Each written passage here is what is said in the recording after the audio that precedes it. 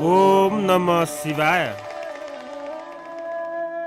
सब धाम नवारो वृंदावन पे और वृंदावन हूँ गुरु धाम पैवारो। जो गुरु के पद प्रीति जुरी त्यो भजो चली आवेगो ब्रह्मा विचारो। Écrit dans la langue Bajra, ce poème va dire, avec plusieurs divinités, il y a aussi plusieurs lieux sacrés, et tous sont très importants. Mais parmi tous les lieux, le plus admirable et meilleur est Sri Vrindavan Dham. Il existe encore meilleur que le Vrindavan. C'est le lieu où le Guru est présent, où le Guru a béni l'endroit en mettant ses pieds. Dans cet endroit, le Dieu réside tout le temps selon des livres sacrés. Nous parlons de Siddheswar Dham, qui est situé dans la petite, belle région de Himalayan à Solfok, dans un département Namchi, au sud de Sikkim. Après la fin de construction, ce lieu est maintenant important et sacré pour tous les hindous. Adi Jagat Guru Sri Shankaracharya aurait été passé il y a 2500 ans par les montagnes Indragiri et Indrakil pendant son tour, et ces deux montagnes sont dans la région de Sikkim. Selon les livres sacrés, le dieu Shiva en forme de Kirateshwar aurait été présent dans la région himalayenne dont Indragiri fait partie. Selon croyance religieuse, ayant perdu sa femme, Sati Devi, qui s'était jetée dans le feu, Mahadeva s'est déplacé avec les sentiments de tristesse et panique. Et à ce moment-là, il a commencé à vivre avec l'apparence de chasseur qui rentre. Il portait un arc et des flèches. C'était la période de Mahabharata. Un jour, Kirateshwar Mahadev et Arjuna visent le même sanglier. Tous les deux réclament la chasse. Il y a eu une dispute entre eux. Et après, Arjuna a su que l'autre chasseur était Sri Mahadeva. Mahadeva offre une flèche de pouvoir pour qu'il puisse gagner la guerre de Mahabharata. Cette histoire est passée dans cette région montagneuse de Indragiri. Cela prouve que cette région est un des lieux où le dieu Kirateshwar a fait son présence. Cela explique le lieu où il y a eu la construction de ce pèlerinage et préféré par le dieu Shiva et son unique messager, Adi Jagat Guru Sri Shankaracharya. Parmi les 18 Puranas, dans le Skanda Purana, l'importance de Indragiri est évoquée dans le chapitre Imbat. Cet endroit est maintenant connu comme Sikkim. Situé au sein de la montagne Sikkim, on a construit les symboles de 4 pèlerinages plus importants, comme Badrinath, Sri Jagannath, Sri Dwarikanath, Sri Rameswara et une grande statue de Mahadeva. Ce lieu est nommé Siddheswar Dham. La construction a été commencée en 2003 et depuis le 8 novembre 2011, le temple est ouvert pour le public. Ce temple s'étend sur la superficie de 30 hectares. Le Shiva est représenté avec la chevelure dans laquelle un croissant de lune s'écoule le Gange, avec un cobra autour de son cou. Il porte un trident et tient un tambour à boule fouettante. Il est assis sur une peau de tigre. Il est présent ici avec sa monture Nandi et plusieurs dieux. Le dieu Kirateshwar est assis avec d'autres dieux. Il tient un arc et la statue à l'auteur de 5,50 mètres. On peut voir les symboles de 2 rivières sacrées, Gange et Yamuna, en forme de statue. Il y a aussi 12 Jyotirlingam, et les pèlerins peuvent profiter d'un pèlerinage de 4 dhams et 12 Jyotirlingam. Le Jagat Guru Sri Shankaracharya a, pour le but de préserver la religion hindoue, a créé 4 dhams dans les différents endroits de l'Inde.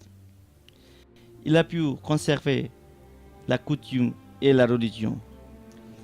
Maintenant, nous avons les 4 dhams symboliques dans le seul endroit à Indragiri. Le ministre principal de Sikkim, Pawan Chamling, une personne croyante. Le projet de construire ce dham a pu aboutir grâce à son rôle important. D'après le peuple de Sikkim, son travail a contribué pour maintenir et développer l'histoire et culture de cette région. Quand on regarde des histoires politiques et religions, on apprend que les rois et les hommes de pouvoir avaient leurs préférences en confort, égaux et matérialistes. Et ils n'ont pas pu prendre la bonne voie de la religion. Mais certains ont préféré donner moins d'importance au pouvoir et voulu consacrer au Dieu. Et ils ont pu garder leur histoire pendant longtemps. On peut voir que le ministre principal Pawan Chamling fait partie des gens qui aiment la religion, la tradition. Ce Siddheswar Dham devient petit à petit un centre important pour les pèlerins. Une petite fédération Sikkim. Il y a un mélange de plusieurs religions, ethnies et langues. Et tout le monde cohabite en harmonie. Le gouvernement fédéral de Chamling a construit des temples, mosquées, monastères et stupas bouddhistes et voulu donner le message que le Dieu est unique, malgré ses formes différentes. Situé en altitude de 5000 pieds du niveau de mer, on croit que ce pèlerinage restera des siècles comme un centre de croyance et d'espoir. Dans les lieux sacrés, le Dieu dit que je suis dépendant des dévotés. C'est sûrement d'aide au Dieu qu'on a pu terminer le projet si vite et si grandiosement. Les endroits à visiter. Ce Siddheswar Dham est construit pour le but de développer toute la région pour le tourisme religieux. La grande statue de Shiva Ashi est l'attraction plus importante d'ici. Puisque c'est construit au sommet de petites montagnes, on peut la voir de loin. La statue est 105 pieds grande. En bas, il y a une salle de yoga, salle de prière et un temple de Shirdi Sai Baba de 2 étages. Il y a une statue de Padmasambhava, un gourou connu de religion bouddhiste, ce qui est aussi important à voir. La salle pour les cérémonies religieuses, prières, est décorée par des mantras sanskrits et ses traductions. Il y a également les histoires racontées avec des peintures. Dans les 4 dhammas, les statues sont installées au corps du temple et à l'extérieur du temple est décoré par des sculptures et architecture moderne. Autour de 4 dhammas, il y a plusieurs divinités. Cet endroit est consacré par les 12 Jyotirlingam. Tout ensemble est inauguré et béni par une cérémonie et prière. Tout le monde peut rentrer au temple. Un autre lieu intéressant est le temple de Shirdi Sai Baba. Ce temple est dans la partie sud de Dhamma. Dans la partie nord-ouest de Dhamma, il y a une place pour la prière et offrande. Ce Siddheswar Dham est sur la colline, 5 km loin de Namchi Bazar, le centre-sud de Sikkim. La porte principale est attirante et le chemin pour rentrer est bien aménagé. Il y a des possibilités de logement et restauration pour les pèlerins. Non seulement le transport et d'autres infrastructures, il y a aussi un beau jardin, stationnement centre d'information et contrôle de sécurité. Il y a des prêtres pour chaque temple qui sont embauchés selon les règles gouvernementaux. Puisque c'est sur une colline, on peut voir de loin. Riche en beauté naturelle, cette région himalayenne, en ayant les 4 dames et 12 Jyotirlingam, a développé le tourisme religieux. Et c'est un très bon exemple. Ce beau projet de construction de Siddheswar a été inauguré avec la cérémonie grandiose et en présence du ministre principal du Sikkim, M. Pawan Chamling, par Jagadguru Shankaracharya meal with Sri Sri Sri Swarupananda Saraswati Ji Maharaja.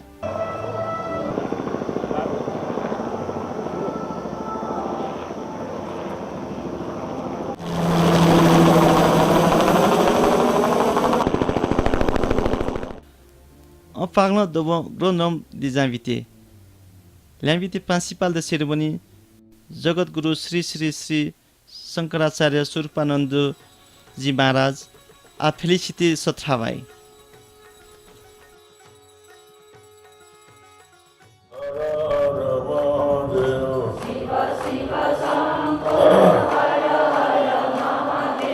Shiva Shiva Shambho Hara Hara Mahadev. Shiva Shiva Shambho Hara Hara Mahadev. Shiva Shiva Shambho Hara Hara Mahadev. Shiva Shiva Shambho Hara Hara Mahadev. Shiva Shiva Shambho Hara Hara Mahadev. Shiva Shiva Shambho Hara Hara Mahadev. Shiva Shiva Shambho Hara Hara Mahadev. Shiva Shiva Shambho Hara Hara Mahadev. Shiva Shiva Shambho Hara Hara Mahadev. Shiva Shiva Shambho Hara Hara Mahadev. धर्म की अधर्म का प्राणियों में विश्व का हर हर महादेव। समुपस्थित महानुभाव सज्जनों देवियों, कल यहाँ पर एक बहुत ही ऐतिहासिक और जो कि देश की आवश्यकता है उसके अनुरूप प्राण प्रतिष्ठा समारोह आपके मुख्यमंत्री, उनके सहयोगी और समस्त सिक्किम की जनता की भावना के अनुरूप कार्य संपन्न हुआ है। हम आपसे कुछ बातें बतलाना चाहेंगे। आपने भी सुना कि आज से 2500 वर्ष से अधिक पूर्व आदि शंकराचार्य का अवतार हुआ था। जिस समय भगवान आदि शंकराचार्य का अवतार हुआ उस समय यह देश नास्तिक हो रहा था। यहाँ विदेशियों के आक्रमण हो रहे थे और लोग अहिंसा परमो धर्मः इस नारे से आकृष्ट होकर उनका सामना नहीं कर पा रहे थे। देश भौगोलिक दृष्टि से भिन्न भिन्न राज्यों में बटा हुआ था। एकता के सूत्र में देश आबद्ध नहीं था। ऐसी अवस्था में भगवान शंकराचार्य का प्रादुर्भाव हुआ और उन्होंने पूरे देश को सांस्कृतिक एकता के सूत्र में आबद्ध कर दिया। वेदों को प्रमाण रूप से उपस्थित करके उन्होंने इतिहास और पुराण, रामायण और महाभारत, 18 पुराण, इन सब की प्रामाणिकता स्थापित कर दी और इसके द्वारा भारत के समस्त पर्वत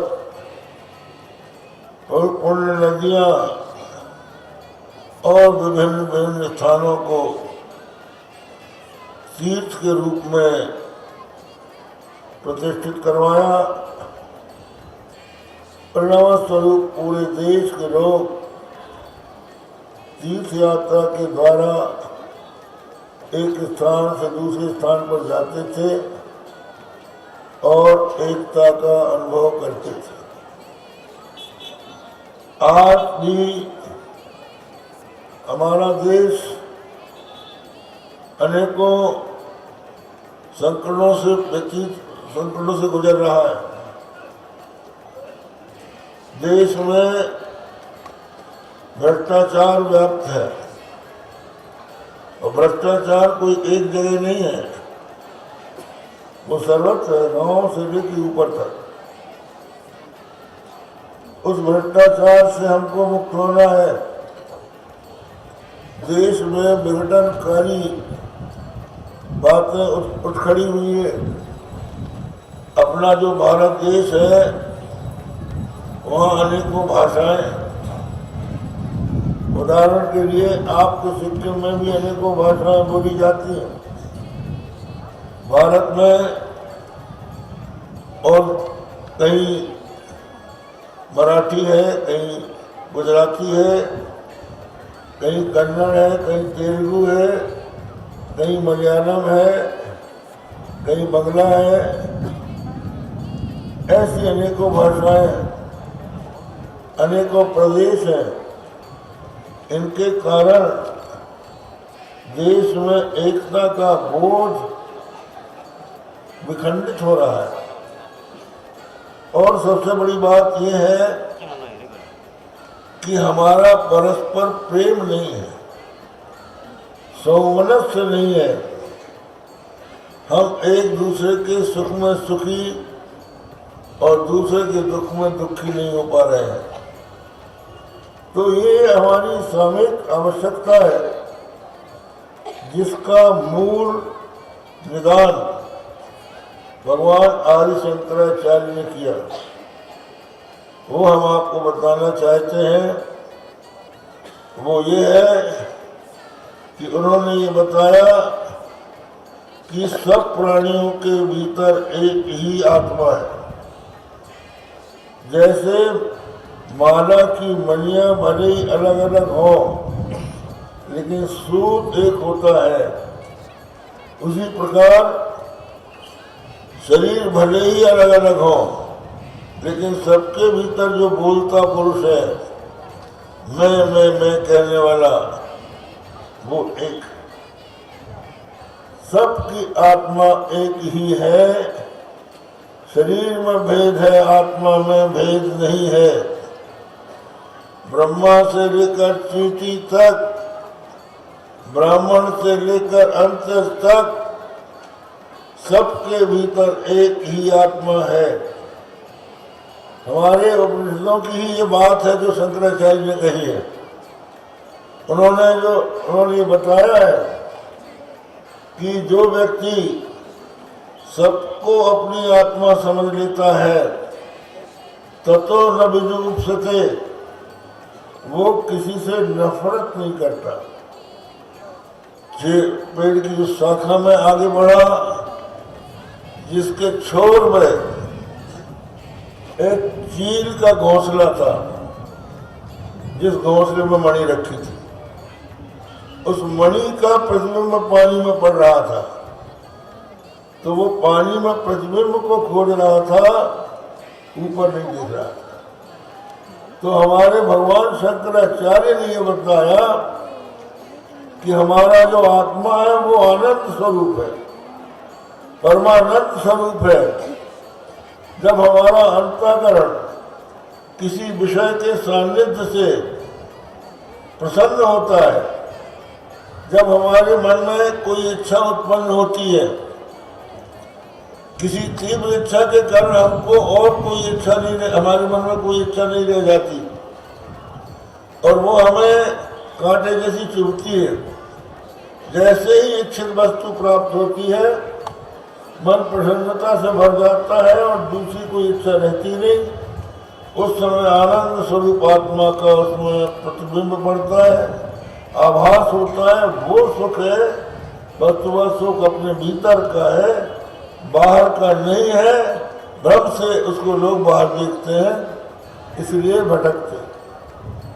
तो भगवान शंकराचार्य ने ये बताया कि जैसे नदी में पानी भरा है पर वो काई से ढका हुआ है, उसको छोड़कर कोई मृग मरीचिका के पीछे दौड़े, उस तरह संसार के लोग भोगों के पीछे दौड़ रहे हैं।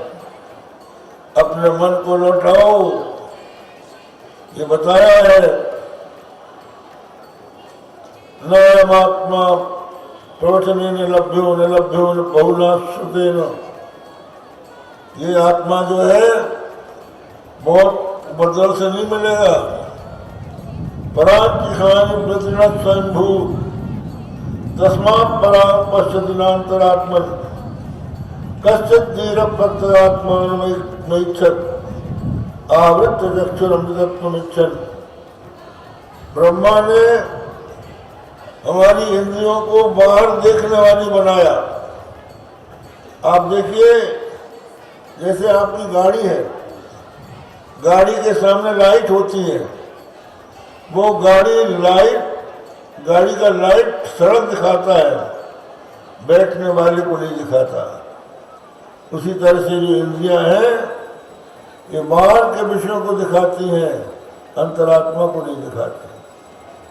तो अपनी अंतरात्मा को देखना हो तो इंद्रियों को लौटाओ संयम से, आँख को, कान को, नाक को। और ये संयम पहले धर्म के आचरण से होगा। जब मनुष्य अधर्म का त्याग करेगा, धर्म का पालन करेगा, तो उसकी इंद्रियां उसके वश में होंगी और उसके बाद और आगे बढ़ेगा। समस्त इंद्रियों को, मन को वश में करेगा तो उसको आत्मदर्शन से परमानंद की प्राप्ति होगी। ये भगवान शंकराचार्य का उपदेश है।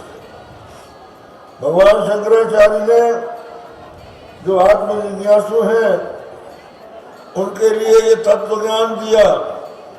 साथ ही साथ उन्होंने इस देश में अनेकों प्रकार की उपासनाएं चल रही हैं।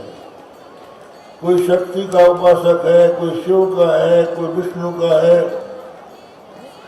कोई सूर्य का है, कोई गणेश का है। विष्णु भगवान के भी 24 अवतार हैं, शक्ति के 9 दुर्गा और 10 महाविद्याएं हैं, आदित्य 12 हैं, 11 रुद्र हैं। इन सब में लोगों की भावना भले ही बटे, पर भगवान शंकराचार्य कहते हैं कि एक ही ब्रह्म है जो अनेक रूप में प्रकट हो रहा है। एकम सत विप्रा बहुधा वदंती। एक ही सत है जिसको ब्राह्मण बहुत प्रकार से देखते हैं। तो बंधुओं, ये जो है भगवान शंकराचार्य का संदेश है, अध्यात्म का संदेश, धर्म का संदेश, इससे ही देश एक रहेगा, इससे ही देश का भ्रष्टाचार मिटेगा। कल भी हमने कहा था कि भ्रष्टाचार से भ्रष्टाचार नहीं मिटाया जा सकता, मल से मल नहीं छूट सकता। गोस्वामी तुलसीदास जी ने कहा है, मल नहीं छुटई मलई के धोए, घृत की पाव की बाहर बिलोए। तो बहुत से लोग महत्वाकांक्षा को लेकर अनेकों प्रकार की बात कहकर देश को भ्रमित करते हैं। कुछ लोग अध्यात्म के नाम पर भ्रमित करते हैं। बहुत से लोगों ने अध्यात्म को व्यवसाय बना लिया है, योग को व्यवसाय बना लिया है। हमारे भारत की परंपरा है, इस देश के जो महात्मा हैं वो ज्ञान का दान करते हैं, ज्ञान बेचते नहीं। आप देखिए, हम अभी यहाँ से बहुत दूर थे, मध्य प्रदेश में थे। हमारे एन के शर्मा ने हमसे कहा, महाराज सिक्किम में हमें आपको चलना है। स्वास्थ्य उतना काम नहीं दे रहा था, पर उन्होंने बताया कि वहाँ एक अद्भुत रचना हुई है, वहाँ के मुख्यमंत्री के द्वारा आपको और वहाँ की जनता को प्रोत्साहित करने के लिए चलना चाहिए। तो हमने आप लोगों से कोई शर्त नहीं लगाई कि इतनी दक्षिणा तुमको देना पड़ेगा तब हम चलेंगे। हम आपके बीच में हैं और हम इसी से संतुष्ट हैं कि हम आपके बीच में आए और आपको हमसे मिलकर प्रसन्नता का अनुभव होगा। Le ministre principal de Sikkim, M. Pawan Sabling, a exprimé ses contentements en prenant la parole. अति परम पूज्य स्वामी महाराज जी को संपूर्ण सिक्किमेली जनता की ओर से मैं उनके पवित्र चरण कमलों पर हार्दिक स्वागत सम्मान करता हूं। स्वामी जी के कर कमलों से नवनिर्मित सिद्धेश्वर चार धाम का प्राण प्रतिष्ठान सुकार्य संपन्न हो चुके हैं।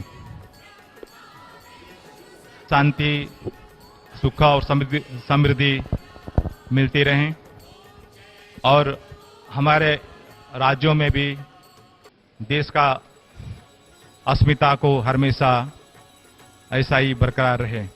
हमारे देश के साथ में हमेशा समावेश रहें और सिक्किम भी तरक्की की और आगे बढ़ते जाए। ऐसे सोचकर इस सिद्धेश्वर चारधाम मंदिर की स्थापना करने का फैसला लिया गया और इस चारधाम से सिक्किम के लोगों का मानसिक, सांस्कृतिक, आध्यात्मिक और भौतिक विकास होगा। आज मुझे कि ये मंदिर के ये प्राण प्रतिष्ठान के समय पर ही आज इस क्षेत्र में काफी भौतिक विकास का प्रभाव महसूस किया जा रहा है। यहाँ पर हर गांव, हर होटल, हर बस्ती के छोटे से छोटे गांव में भी आज बहुत ज्यादा टूरिस्ट लोग यहाँ पर आए हैं। इस प्रभाव, विकास के प्रभाव हमेशा यहाँ रहें। मैं चाहता हूँ यहाँ पर हमेशा विकास के प्रभाव इसी तरह बढ़ते जाएं, आध्यात्मिक प्रभाव बढ़ते जाएं, सांस्कृतिक एकीकरण और भाव एकीकरण इसी तरह हमेशा बनते रहें। इसी सोच से ये चार धाम का निर्माण हुआ और मैं लोगों की ओर से और सिक्किम जनता की ओर से मैं प्रार्थना करूंगा महाराज जी को कि महाराज जी सिक्किम और सिक्किमेली जनता की खुशहाली के लिए, विकास और तरक्की के लिए आशीर्वाद प्रदान करते रहें और हम इसी तरह से स्वामी जी का पवित्र चरण सिक्किम में फिर भी पड़े, ये मैं प्रार्थना करते हुए मेरा धन्यवाद का 2 शब्द समाप्त करना चाहूंगा। धन्यवाद। पिछड़ा हुआ और बाद में शामिल हुआ राज्य है। देश से जोड़ने के लिए ये एक प्रयास है। मैं चाहता हूं कि सिक्किम राज्य को मानसिक तौर से, भावनात्मक तरीका से भी इसको शामिल करना बहुत जरूरी है। इसलिए भावनात्मक एकीकरण करने के लिए हमारे देश का अस्मिता को इस भौगोलिक क्षेत्र, इस सिक्किम राज्य में भी सुरक्षित कर रखना बहुत ही जरूरी है। इसी परिकल्पना से मैंने इस चार धाम, सिद्धेश्वर चार धाम निर्माण करने का मैंने एक सोच बनाया। उसी के अनुसार ये आज निर्माण हुआ है। और इस मंदिर निर्माण के बाद में सिक्किम के समाज और सिक्किम राज्य मानसिक तौर से, आध्यात्मिक तौर से और सांस्कृतिक तौर से भी पूर्ण रूप से सम्मिलित होगा और जुड़ेगी। सिक्किम माता की जय, सिद्धेश्वर धाम की जय।